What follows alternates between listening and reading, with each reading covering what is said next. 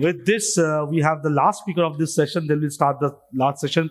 We have with us Mr. Gurharminder Singh, Joint Director, Environment and Climate Change. Sir, you have 5 minutes. Hope you understand. Thank you so much. Respected Vinu sir, Carolina ma'am, Madhu ma'am, respected Institute as very good evening, and what an opportunity for me to share few of the point in this August gathering.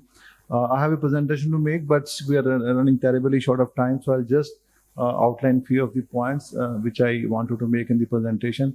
Recently UNEP they came up with a emission gap report, and it presented a very gloomy picture around the world.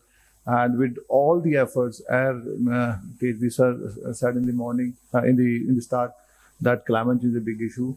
And with all the INDCs, which every country committed globally, with all the effective implementation, we still end up finishing this century by 3 to 4% degree centigrade decrease in the temperature. So that's a horrible kind of a scenario.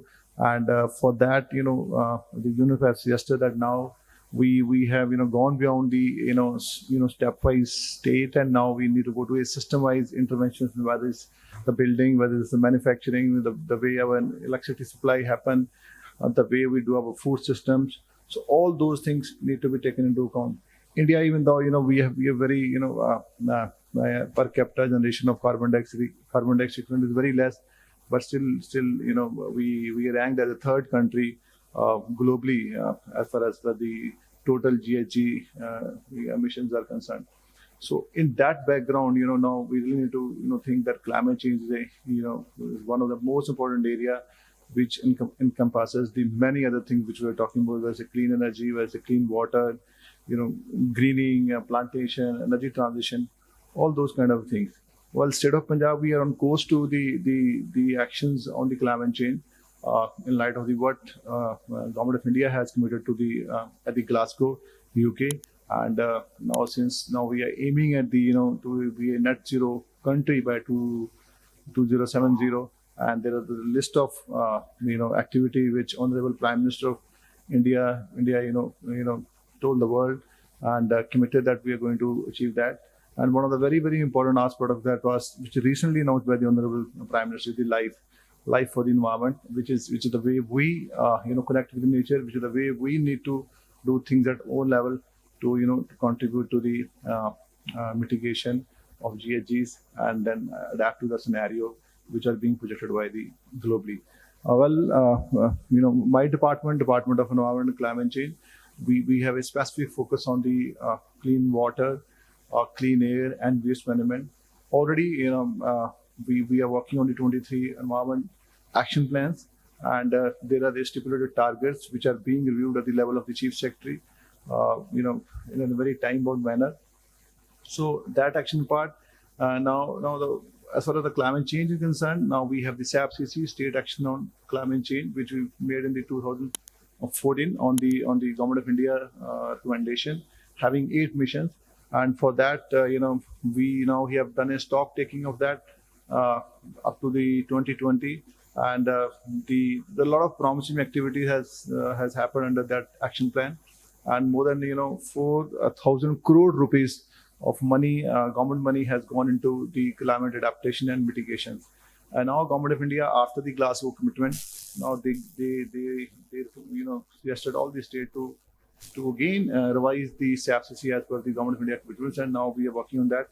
Now we have 5 mitigation missions under the new SAPCC which we are making, and we are also aligning with the SDGs so that we end up achieving certain thing which Government of India want to achieve by 2030, whether it's a clean energy, whether it's a forest area.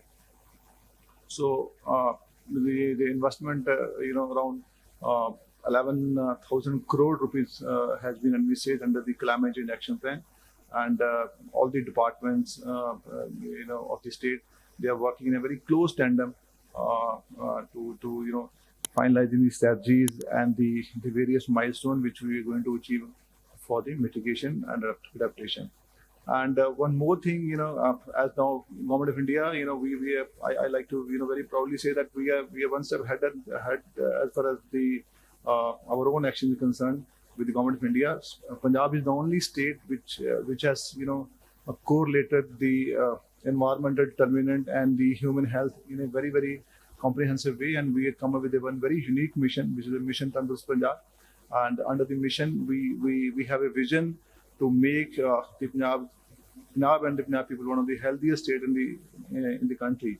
And I think the Punjab is probably only one state in the country which is doing this kind of exercise where we actually want to improve we want to create the better living environment for the people and to improve their various health indicators.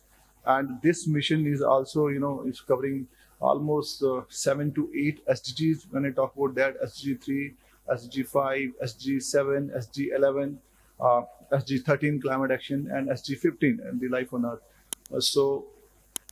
Under the mission, we have categorized our action under the 10 sub-mission, and we cover all aspects: clean air, clean water, healthy soil, waste management, then the sports, then the preventive health, green Punjab, and then the nutrition. And under that, we have a yearly target, which are again very closely monitored. And we are very thankful to the new government, which has really given a flip to our work. And under the guidance of the Chief Minister's office, we have now certain targets which we are going to achieve, and till date our progress is really nice. And one more feeder into the state cap is that recently we have joined as the one of the 6th state of the country to become a member of the global network of the Under 2 Coalition. The Under 2 Coalition is a group of the countries which aim to limit the climate change, the temperature below the 2 degrees centigrade, and strive to achieve the 1.5 degrees centigrade result. So under that, now we are aiming to prepare a blueprint for states' vision and the strategy for achieving net zero. So these are the things we are looking forward. One very important thing which Santa Rajkumar is forgot to share with you is now state is also aimed to increase our forest area from the current 6% to the 7.5% by 2030. That will be a massive strategy for the mitigation of GHG. On the biodiversity conservation front, our state is again leading State Biodiversity Board. We have constituted the biodiversity management committees, and beyond the forest area, whatever the hotspots, whatever the small places which exist on the panchayat land, government schools, old heritage, we are putting lot effort to conserve all those kind of sites with the people's support. And I think these are the action, and I think with the support of all the department, and with the kind of encouragement and impetus of the state government, I'm sure that state of Punjab, having a lot of challenges in front of in the face of the climate change, the massive predicted decrease in the yield, we are preparing ourselves very good, and I hope that all the hard work and the effort being put on by everyone will be the result. So thank you very much, and thank you very much APAC and the Think Gas for this opportunity. Thank you. Thank you, Gurharminder Singh, Joint Director, Environment and Climate Change, Punjab.